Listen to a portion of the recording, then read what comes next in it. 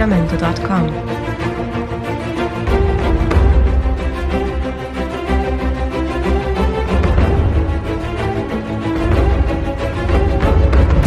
Jamendo.com.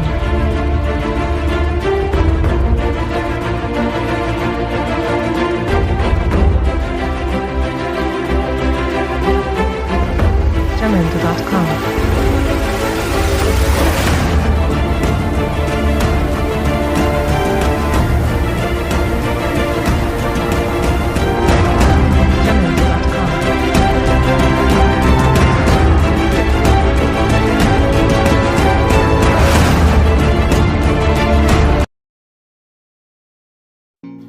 Baseando-se na construção de rodovias e em incentivos à migração, a intenção do governo federal era possibilitar a ocupação da Amazônia, de forma a garantir o controle estratégico sobre a região. Neste contexto, a BR-319 foi aberta e construída entre 1968 e 1973. O asfaltamento da estrada foi concluído às pressas. Chegaram a ser usadas coberturas de plástico para proteger o solo durante a época de chuvas, em que normalmente as obras são suspensas. A inauguração oficial aconteceu em 27 de março de 1976. Notícias da época ressaltaram o discurso do então presidente Ernesto Geisel, em que ele disse que a abertura da estrada aconteceria em caráter experimental. A rodovia BR-319 exerceu papel fundamental na integração territorial após 1973. Ano que começou a oferecer trafegabilidade, marcada pela realização da primeira viagem de ônibus.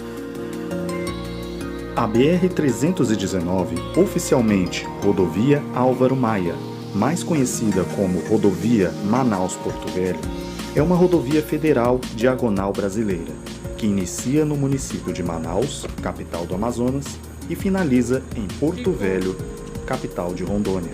Com 885 quilômetros, é a única rodovia que liga os estados do Amazonas e Roraima com o restante do Brasil.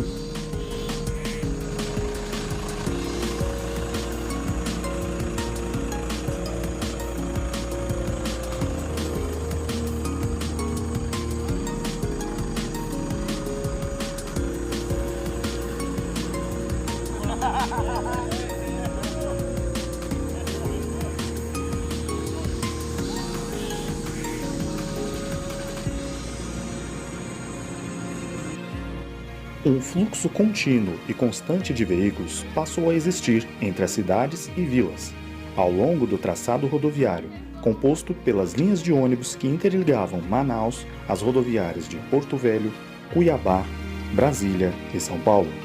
Neste sentido ainda, não se pode deixar de fazer referência ao transporte de carga, já que apesar da navegabilidade dos rios Amazonas e Madeira, uma parcela significativa do transporte de produtos alimentícios e dos componentes para o polo industrial de Manaus ocorria pelo modal rodoviário até o início da década de 90.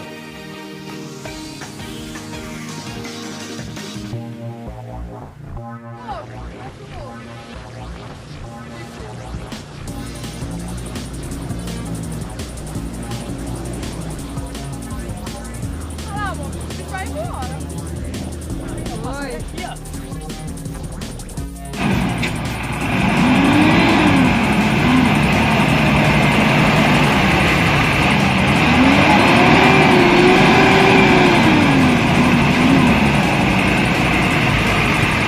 Olha aí, ó.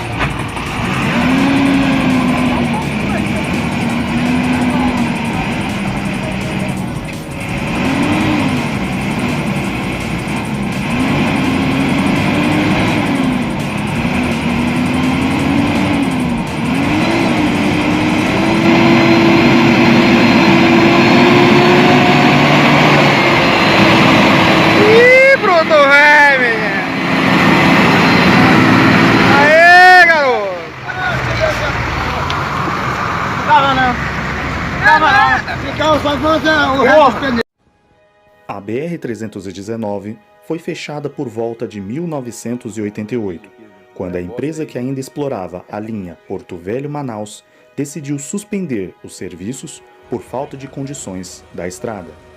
Para diversas famílias que haviam trocado suas casas mais ao sul para tentar a vida nas imediações da estrada, o abandono da BR-319 significou o início de dificuldades.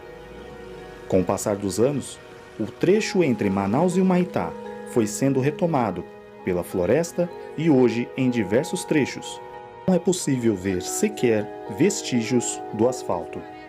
Em 1996, o então presidente Fernando Henrique Cardoso incluiu a recuperação da rodovia no seu plano estratégico Brasil em Ação, mas o projeto nunca saiu do papel. Coube ao presidente Luiz Inácio Lula da Silva separar 697 milhões para reabrir a rodovia, um investimento anunciado em 2007 como parte dos 500 bilhões do Programa de Aceleração do Crescimento. Em 2008, o Exército começou a asfaltar 190 quilômetros próximo à cidade de Humaitá e outros 215 quilômetros mais ao norte, levando a Manaus.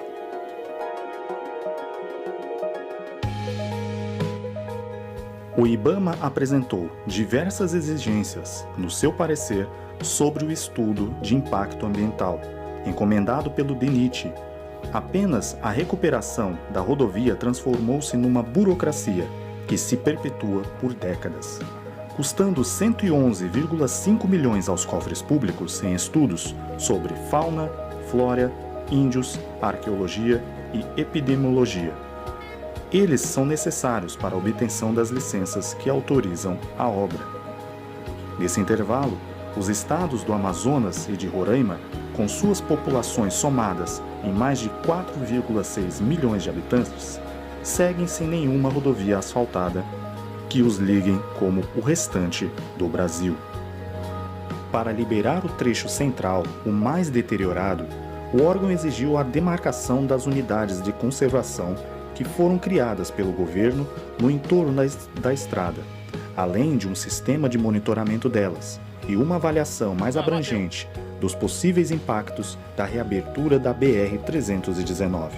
Foram criadas 28 unidades de conservação estaduais e federais na área de floresta, em torno da estrada.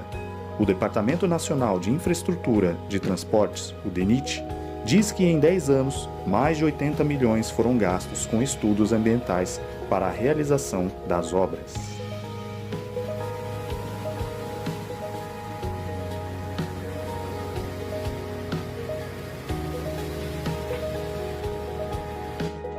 Em 2015, empresas rodoviárias voltaram a desbravar a rodovia BR-319 para unir os municípios do Amazonas. Moradores de Humaitá reuniram-se pela restauração da BR-319. O sul do Amazonas vê na BR-319 a saída para o desenvolvimento. O ex-governador do Amazonas, José Melo, aproveitou um encontro com o ministro do Meio Ambiente para propor soluções para acabar com os problemas enfrentados na BR-319.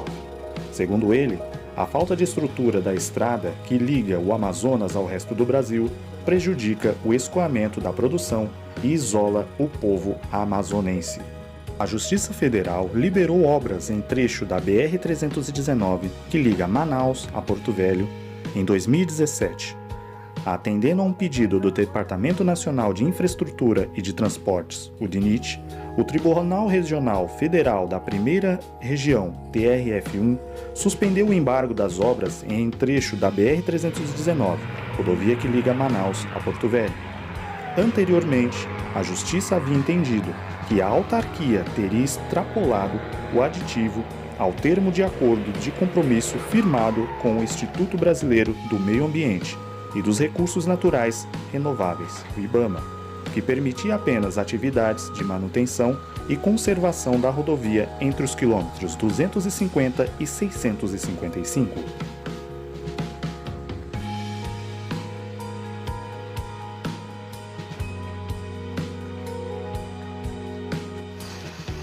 Em 8 de novembro de 2019, conforme compromisso assumido pelo Departamento Nacional de Infraestrutura e Transportes, o DINIT, e o Ministério da Infraestrutura, foi publicado no Diário Oficial da União o edital de licitação para a contratação da empresa que vai elaborar o projeto básico e executivo de engenharia para a pavimentação e melhoramentos do chamado trecho do meio da BR-319 no Amazonas.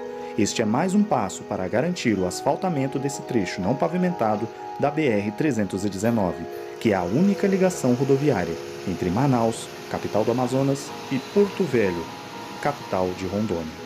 O edital de licitação contempla a pavimentação desse segmento da BR-319, como também melhoramentos, incluindo obras de artes especiais, que são pontes rodoviárias. O segmento fica localizado entre o quilômetro 250 e o quilômetro 656.